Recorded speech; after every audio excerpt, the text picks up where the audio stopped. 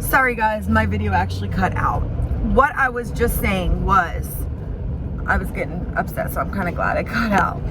What I was saying was, come on, Linda, stating that the pool was empty. The pool was not empty, okay? There might have been some places that emptied out their pools in the beginning of everything. In May, we actually had just gotten that spike again, if you guys remember, you know? That being said, I have a lot of friends, very wealthy friends in Colorado. You know, like I said earlier, I traveled a lot, different hotel rooms due to my commercial cleaning prior career. I was doing things that I said, you know, and I would travel to hotels a lot, even during the pandemic, you know, because I was considered mandated worker, medical field. I was cleaning dialysis facilities, obviously. So, that being said, you know, it just doesn't make sense. I want to give a little small comparison. Does anybody else remember the Casey Anthony case? Okay, talk about guilty, clear as day, right? In this situation, the most important part of the case was, ding, ding, ding, there was a body. There was a corpse eventually found. Remember, they found her, and, well, you know, she was, you couldn't tell it was her, obviously, because the body had decomposed, was in decomposing state so badly, and it was a marshed area, remember? But they identified it was her skull, member, and they found that piece of duct tape. They thought there was also a little heart, duct tape on top of it, little sticker. So they found a body. They had proof mom didn't report her missing for 30 days. Proof mom was out and about, hanging out. Also had a first-hand account from the mother that owned her vehicle that the trunk smelled like like there was a dead body in the damn trunk, was her word, right? Not guilty. Does anybody remember the juror that spoke after they found her not guilty and what she said? I'm going to give you guys a second to think about that and what she said.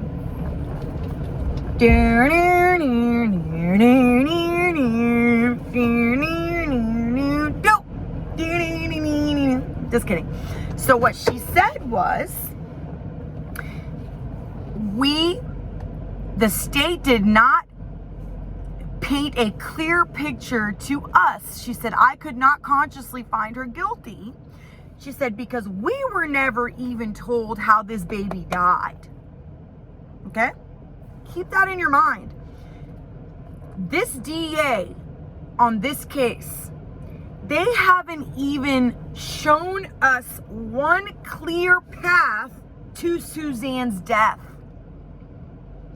They're not even comfortable in that courtroom to even allege one solid route of how they believe she has come to meet her demise. Not one. We're hearing the darts, the tranquilizer. We're hearing maybe there was a fight because of scratches, okay, 2. We're hearing that if there was the fight or the tranquilizer, he went to 5 different trash runs. So what does Mike always say? A plus B always equals C. The one thing that is always equaling in these theories is that Suzanne was dismembered.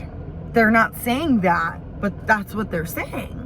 That she was dismembered because he did so many different trash runs, right? That he was obviously disposing of Suzanne, right? Now, if that's the truth, and he was disposing of his wife, there would be proof somewhere, some speck of evidence, right? Of this act, overt act.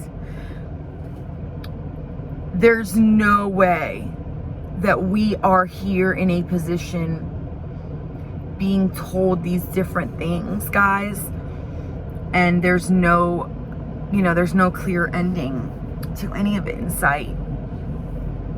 Another thing, another evidence. I just saw, Lauren posted it. it was just stated that Barry did not turn left to go towards Highway 50 that morning. So he did not. That's what it says. And that was from GPS as well. So they're trying to insinuate that he did that with the missing mileage. But yesterday we were just told it was all over that he did make the left turn towards where the helmet was found. But today they're stating no, he never stated that. You know, that they're assuming that from the GPS mileage that was missing, not because they have fact of that. You know, it's just getting out of hand. You know, I feel sorry for this family. I feel I'm angry. I think I'm more angry that this is all they have. If you get what I catch my drift, right? I'm angry and I'm disappointed that they jumped the gun on this one. You know, and they've made it clear in a lot of their statements that the pressure from the media and the public obviously is what made them jump the gun. I mean, it's obvious. I mean, we have the DEA speaking to Profiling Evil, just got 2 videos with them. Not that I didn't enjoy the videos, but still, you know, you're a prosecutor with a high profile case that you're on YouTube talking about, you know?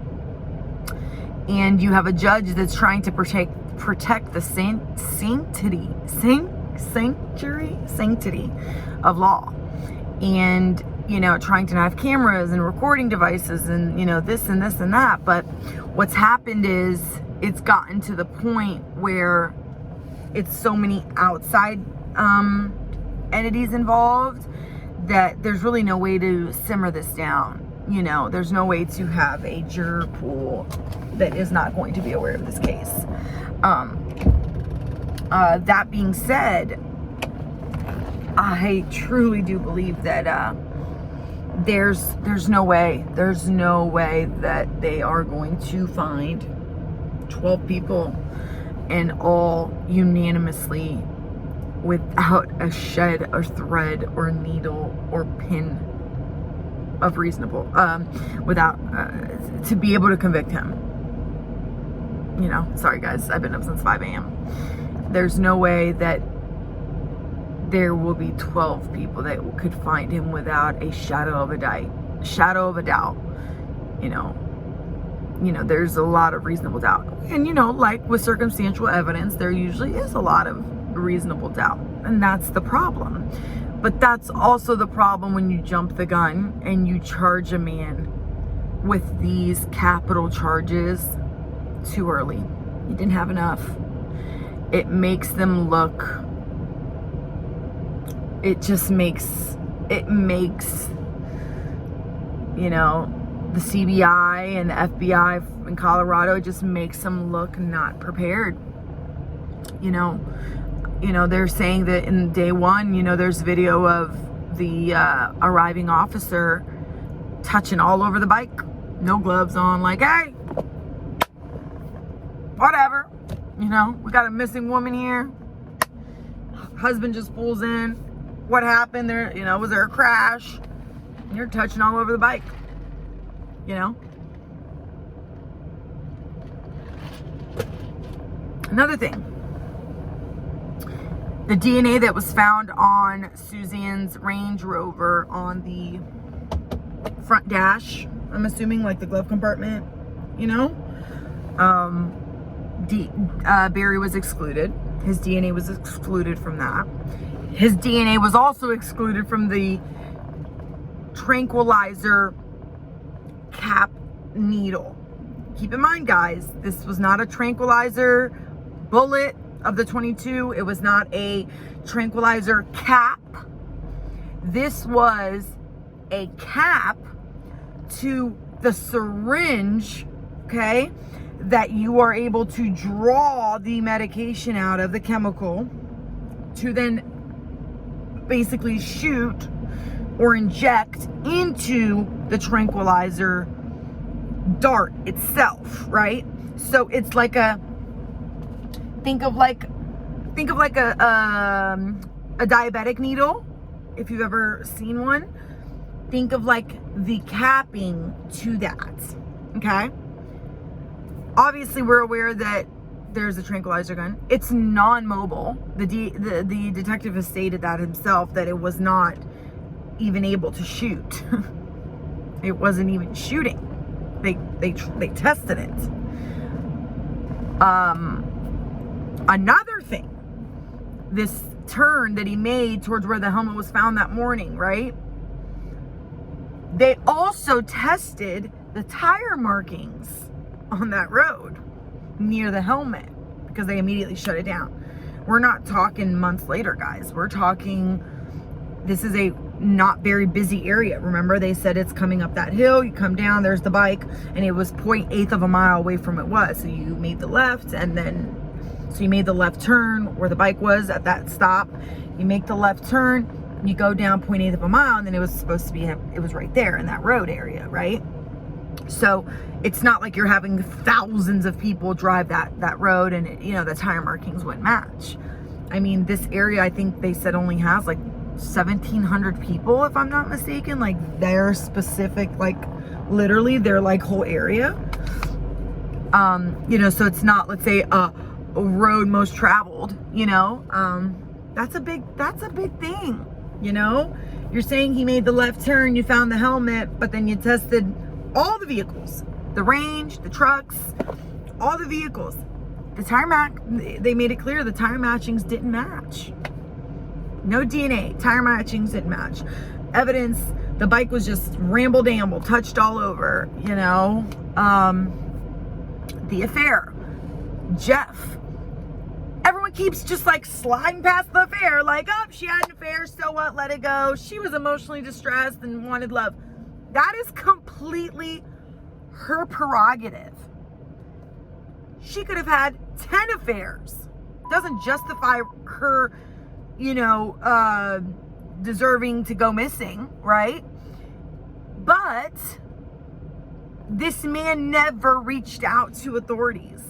We cannot ignore that.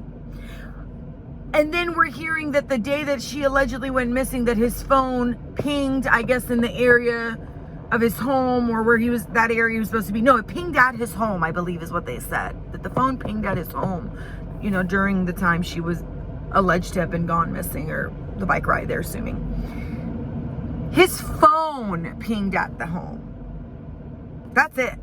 Doesn't mean Jeff was home, okay? If you guys think about it, and they did have a plan, let's say, for her to disappear and, you know, go away, and then he would move over to the, you know, other Hispanic area they were talking about. He knows better than to have his phone on him, because obviously this would turn into a missing case if she just ran away. He knew that would eventually happen, right? I mean, if he's not a complete idiot.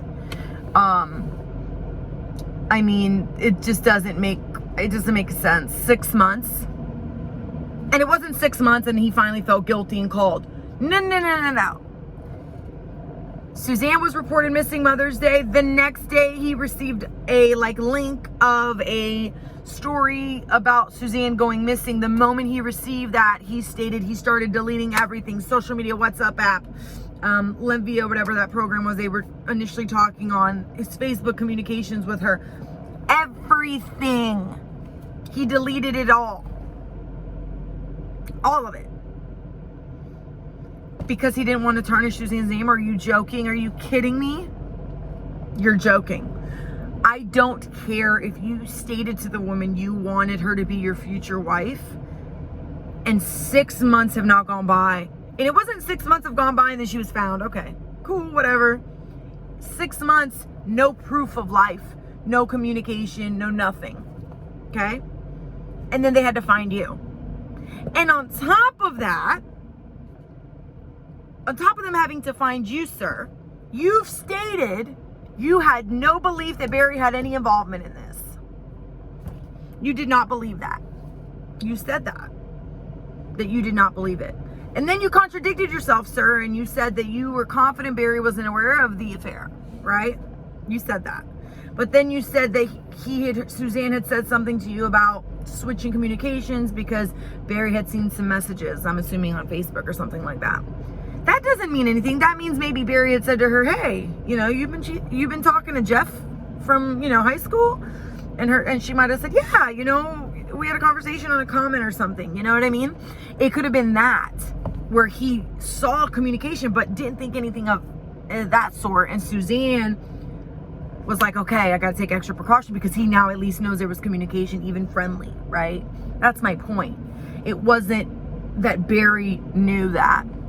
And if we actually take it a little step further, the way Barry has been described and the way people have made him out to be, including myself in the beginning, was very egotistical, you know, jock kind of, juice head kind of guy, right? Most men like that, the last thing that they're thinking is their wife is having an affair on them. You could tell them that their wife is having an affair on them, and if she was alive, you know, let's say she was here, not gone missing, forgive me, not alive, she could be alive, but not missing, and, you know, hey, she's having an affair, Barry probably wouldn't have even believed anyone if they said that. That's how confident he was in whatever they had, you know. So I truly believe Barry did not know. Another thing, this whole Ashley Madison and Hadid, you know, the foreign page, and that Ashley Madison works both ways, ladies and gentlemen. Okay, their Google Cloud was all linked. So let's say if someone went on that, we know this. My daughter has 2 iPads. Okay, she's 9. Her iPads, one for drawing and one for school, you know, personal and school. So, but everything is linked to my iCloud. Every Facebook call, every friend email, contact, text, whatever, right, that goes to that, I have access to. But every Google search that I search, let's say on Safari, or she searches, if they were pulled, it would show everything. It wouldn't show, oh, Anissa, this is this, you know, right? It would, same with your family, you know, if you have kids or a husband or a wife. That's how it works. So like, let's say you have your email on your Google app, right? On your Gmail app. I have my email, our business email, my husband's private email, right? Obviously you can go in and primary, but you're still viewing everything. It's still under that cloud. That data would all come in under one, you know? So the Ashley Madison, again, guys, we have to be logical thinkers. Detectives have stated, and so has defense, that he did not there is no proof of an affair on Barry's side. Ever. Okay? Suzanne requested 20 men that night after Barry said they had sex on Facebook, right? Very erratic of her. He said she was drunk, she would stay up late at night, they would have, you know, have their sex or whatever, and then she would stay up and be on social media, whatever. I totally can see that, especially if they were in a good place. Okay? So, you know, the Ashley Madison, right? Sorry, forgive me.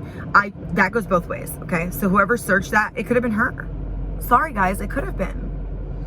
You know, Ashley Madison works for men and women. It's not just men, you know.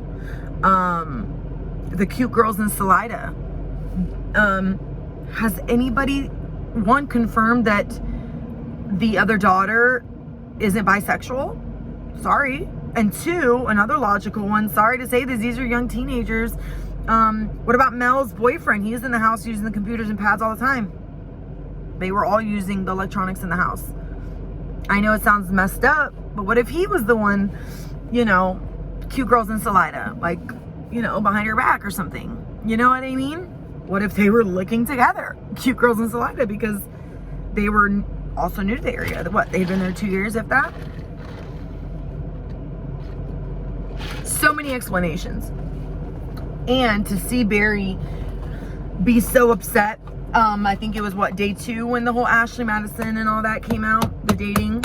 They called it pornographic, which that's completely biased to say that. They were just trying to throw dirt on the man. But, you know, they said that was, Barry had an actual reaction to that, like, you know, aggressively, that he was upset, and, you know, they objected immediately, his defense. I mean, I can understand that. I mean, you're trying to tarnish that part of him that maybe he truly feels like no, you're not going to do that. You know, you're not going to take that from me because I was loyal to this woman. So you're not going to, in one breath, say I was completely faithful and there's no proof of, you know, any affair or, you know, overt acts against the relationship, right, in the marriage. But then in the other breath say, oh, but he was on Ashley Madison and Hadid, whatever, you know, website. You know what I mean? And then cute girls in Salida. So I can totally, forgive me if you don't like cigarette smoke or seeing it. I'll try to keep it out of the camera view. I know it's a bad habit. I'm close to quitting. One pack lasts me like 5-6 days. Anywho, yeah, you know, so you can't, guys, I mean, we can't have it both ways, you know. And I think the strongest point I've made out of this whole video is the different roads of theories that they're trying to lead us down, indicating that this is how she was, you know, her life was taken. Each one of these roads, right, would have a different ending. You can't give us 3 or 4 different theories, but they all have the same ending, you know, because that's not possible. You know, would it be great if it was? Yes. You know, it would be wonderful if this was, you know, an open and shut case, you know, and there was outstanding, you know, amount of physical evidence and timing and all that good stuff, you know, but there's not, you know, they've went above and beyond, you know, as far as these searches and things like that. And, you know, I believe they said 113 search warrants, or I could be wrong. I know it was 130 page for the affidavit, and I know it was over 120 plus, I think, or just under there, of the just search warrants. And, you know, search warrants, guys, I know it looks like people think, oh, search warrant, but a search warrant is literally, that's how it's just registered in the judicial system. A search warrant could be literally even speaking to somebody, you know. It could be a search warrant for, you know, the phone. It could be a search warrant for the wireless data, the roaming data. It could be a search warrant for the bigger stuff, you know, the hotel. Search warrant of the properties that they dug up, you know what I mean? Anything that they needed approval that they cannot get on their own, you know what I'm saying? But my point of that is with all those search warrants, even though they're different categories of search warrants, at least the 4th of those search warrants were physical search warrants, probably in actual homes and properties and people, places and things, right? So out of those places, no blood ever, no flesh, no, you know, nothing. And that's a big deal to me. I'm sorry. You know, he's not some evil serial killer, you know. And even the best of the best on this true crime platform have said, just yesterday, today's the 23rd, yesterday on choir practice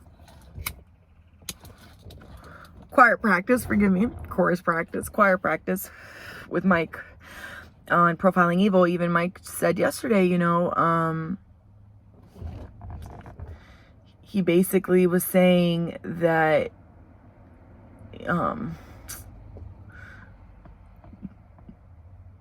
oh man, this was a good point. I forgot. He was basically saying that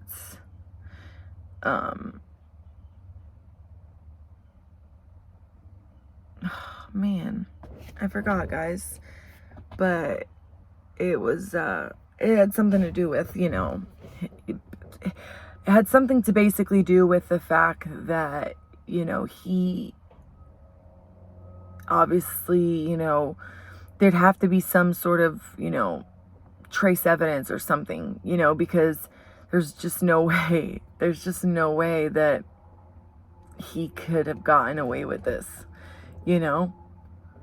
Oh, came back to me. Even the best of the best, meaning like detectives, people on, you know, YouTube have said that there was a question asked yesterday to Mike on Profiling Evil.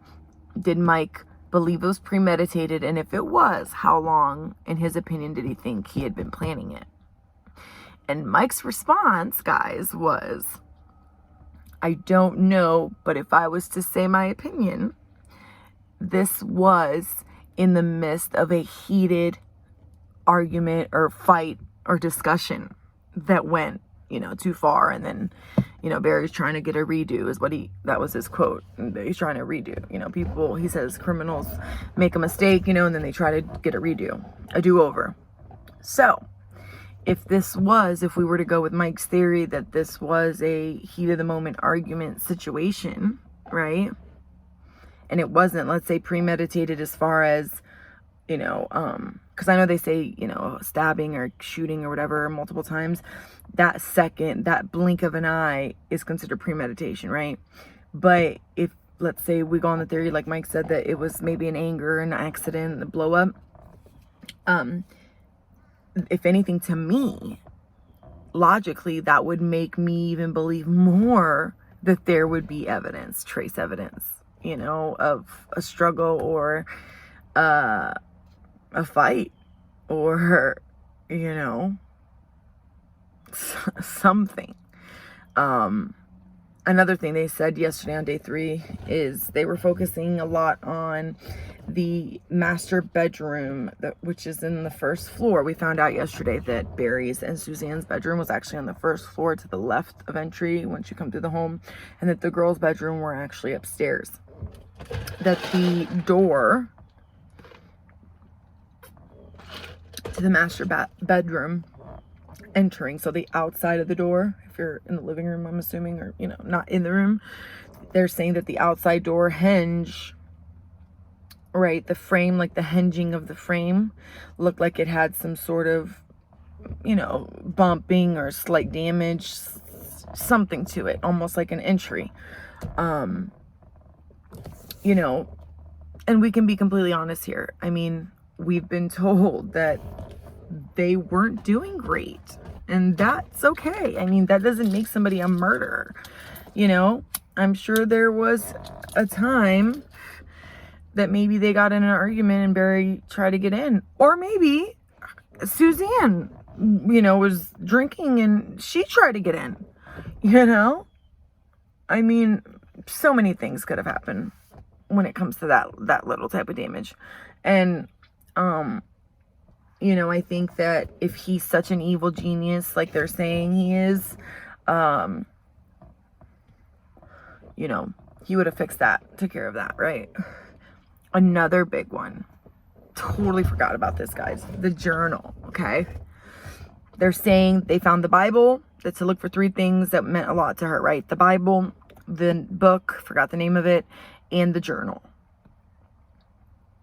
And that they thought they found notebook, like I forgot what it's called, the lining part of like a composition notebook or whatever. They thought they found that burnt in the fireplace. Can't confirm or deny. Barry said, yeah, we had burnt, old bills and stuff, get rid of them. I did the same thing here in Florida, and we live in Florida, and I do that in my fireplace. So totally understood that.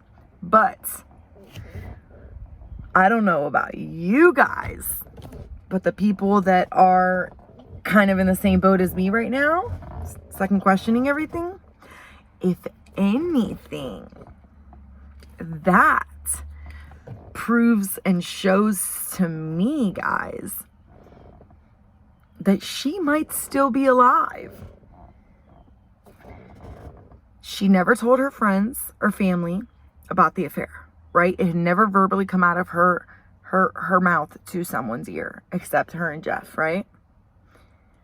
But I am sure that in that journal, there was a lot about Jeff, okay? And I am sure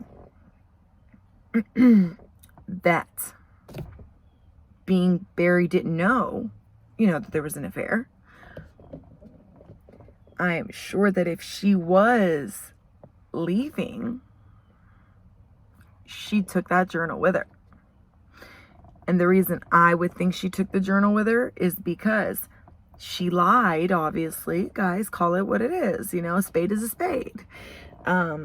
She lied to her friends and family, and nobody knew about the affair with Jeff. So I'm sure that journal had her deepest and darkest, most intimate, parts of her. And she didn't want that out at all. I truly, believe that. And the pen, if she did leave, right, and took her journal, I also believe that the pen was left purposefully for Barry. She wanted Barry, assuming, that she left, right? She wanted Barry to find that, down the line, because she knew eventually down the line in her bras, where her panties and things like that are, that box would be gone through. People would go through it, including his daughters and maybe family. I think that was her, stab, get it? Like a pen. That was going to be the gotcha in the heart to him, I mean, she knows her husband very well, and there's nothing that would probably hurt Barry more than him having to hear the love of his life talking to another man, another lover, talking about, sexual acts and things they've done and places they've done it at, and their, plans and their goals. And, I think so, where the journal was very meaningful to her. She probably wanted that for her sanity, for her sake. The book she could get again, guys. Come on. The Bible she can get again. She can't get that journal again. So to me, it's actually opposite. It's not the burning. Why would he want it burned? If anything, let's say the journal was completely raw and honest, right? Let's say she talked about Jeff in the journal and their issues with Barry. Barry had obviously made it clear throughout these, hours and hours of investigating with different people that, he took her for granted, and he focused so much on work and hunting and, money and trying to support, instead of, maybe focusing more on the love and the intimacy and things like that, right? I'm sure is what read between the lines is what he's saying, and if anything, that journal probably would show, even more not so nice things of Suzanne, so that's my opinion on that. Another thing, when the officer stated in the part of the affidavit that was stated on Lauren's Twitter, was that when they found her purse in the car, and that the purse had her, ID, her medical card, a little bit of cash, and things like that, that made him say, something's wrong. She didn't leave on her own free will or whatever. We don't know if she's ordered another medical card. We don't know if she's got a fake ID or license wanting to start her new life. We don't know that. I'm sure she did if she planned that. There's allegedly $70,000 missing from the safe. You know what else is missing from the purse? She was seen the 6th, I believe, or the 7th of May. I think it was the 6th, they said, at the Walmart, doing a little bit of shopping here and there. And then she was seen at the pharmacy at Walmart getting her medications. Okay? You know what else wasn't found? It should have been in the purse that she left, or, that she didn't take that medication. Never found. Not in the home, not in the car, not in the purse, nowhere. So, journal, she wanted. Actual medications, she wanted. To me, man, I need a little bit more that she's even dead. I believe she was deceased more before we were even at this point. Before we even had this much evidence. And I actually think it's a blessing for Barry. Honestly, I think it's been a blessing for him to have, one, the investigators not talk, that they only had that one press conference initially. And two, I think it's also a blessing on his end that the judge is trying to be as strict strict as he is being. I think because now that the information is rolling in, we're getting, you know, pieces of you know, the state side, and then we're hearing the defense giving an answer to those things, you know, and they're very smooth and flowing, you know. Well, this is what was said, this is what we thought, boom, here's the answer, you know. Yeah, I mean, you know, a lot, guys, so much of this, in my opinion, is honestly explainable. And sadly, I didn't fart. That was my leg moving on the leather. Sadly, guys, if Suzanne is alive, she does not want to be found. And if Suzanne is no longer with us, I am truly starting to believe that it is not at the hands of Barry Morphew. I really am. I am starting to really truly think, you know, that there is someone else involved here, you know. Jeff, maybe. Somebody he on his end, you know. They barely even looked at him. You know what I mean? Barry was their main goal from the beginning. And I think that when November came and Jeff, the new lover, you know, the lover she wanted to marry, was introduced, they should have ripped Jeff's life upside down as far as getting the information they needed, you know. You know,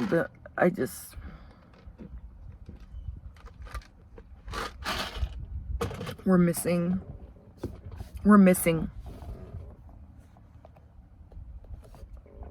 sorry about that. We're missing something.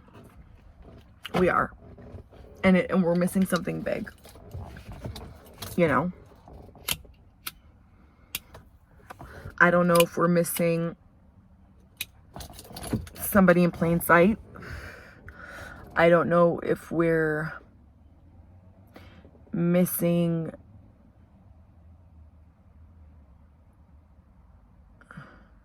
I don't know if we are ignoring, you know, that there's other real